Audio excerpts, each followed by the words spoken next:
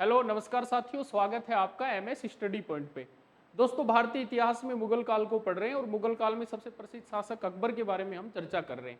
आज अकबर के बारे में अपनी अंतिम क्लास होने वाली है। उससे पहले हमने धार्मिक नीति और उसके अलावा राजपूत नीति, अकबर का सामान्य परिचय, अकबर का नागौर दरबार, इन सब के बारे में गंभीरता से अध्ययन किया है। देखो, आज की जो क्लास है इसमें हम चर्चा करेंगे अभी अकबर जो हुए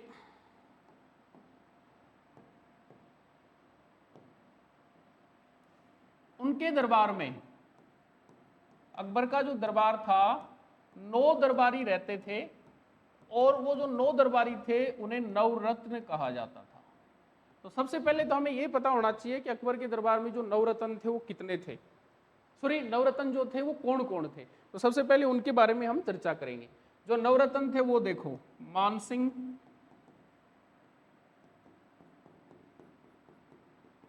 चर्चा कर लेते हैं। मानसिंह थे, बीरबल, तानसेन, टोडरमल,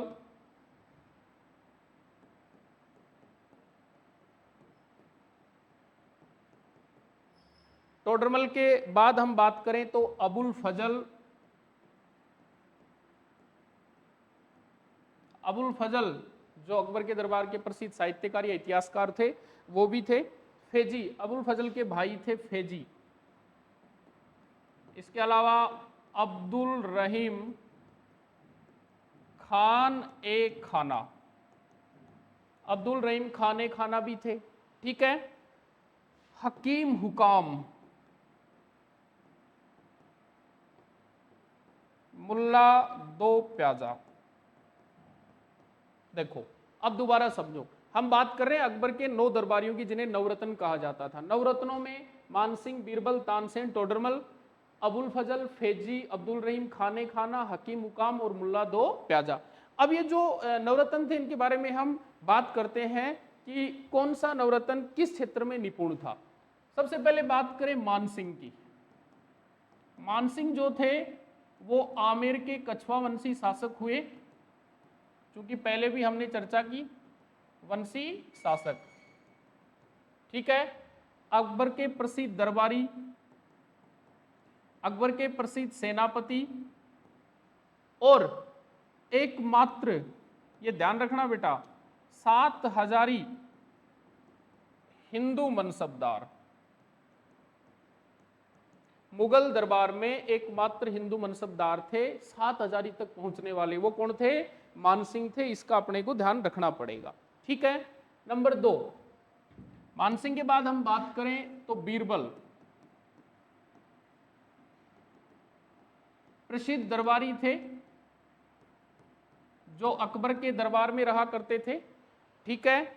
और इनकी बात करें, इनका मूल नाम था महेश दास।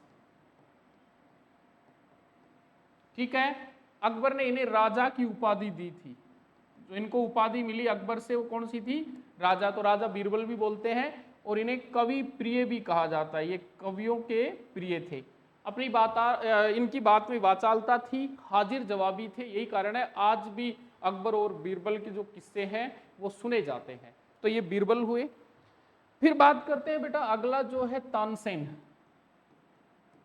तानसेन मूल रूप से ग्वालियर एमपी के रहने वाले थे। अकबर के दरबार के प्रमुख संगीतज्ञ थे।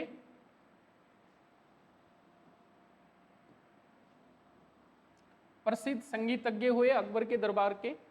ठीक है। और इन्हें अकबर ने एक उपाधि प्रदान की थी। तानसेन को अकबर ने एक उपाधि दी थी, कंठाभरण वाणी विलास। कंठाभरण वाणी विलास की उपाधि अकबर ने प्रदान की थी। किसको? तानसेन को। ठीक है बेटा। अब इनकी कुछ रचनाएं हैं वो देखो, मियाँ का मल्हार, मियाँ का सारंग, मियाँ की टोडी। ये इंपॉर्टेंट बातें हैं जो बार बार परीक्षाओं में पूछी जाती है। प्रसिद्ध संगीतज्ञ हुए कौन हुए? तानसेन। तो मानसिंह, बीरबल और तानसेन के बारे में चर्चा की है। आगे चर्चा करते हैं टोडरमल। टोडरमल प्रमुख दरबारी हुए और वजीर भी रहे वो। 1583 में दहसाला प्रथा शुरू की, जिसे स्थायी बंदोबस्त या टोडरमल बंदोबस्त के नाम से भी जाना जाता है। ठीक है बेटा। फिर हुए अबुल फजल।